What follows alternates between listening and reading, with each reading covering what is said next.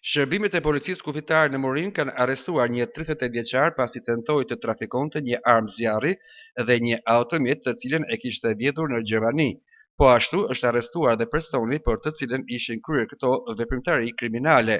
Të arrestuarit janë banues në Prishtinë, ndërkohë janë sekuestruar arma e zjarrit me municion luftarak, automjeti tip BMW si dhe automjeti bashkë me rimorkion me të cilën transportohej BMW-ja.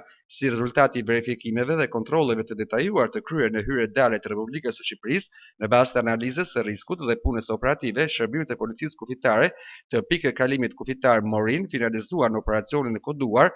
Gjatë operacionit u vu në pranga 2 shtetas kosovar, banues në Prishtinë, thuhet në njoftimin zyrtar të detyrisë vendore të policisë Kukës.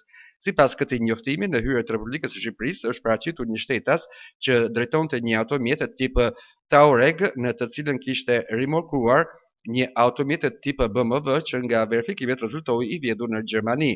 Nga kontrolli i imtësishëm në automjetin tip BMW u gjeti një armë zjarri pistolet. Në vijim të hetimeve të thelluar të kryer për këtë rast është mundësuar identifikimi dhe arrestimi i shtetasit për llogaritë të cilit ishin kryer këto veprimtari kriminale.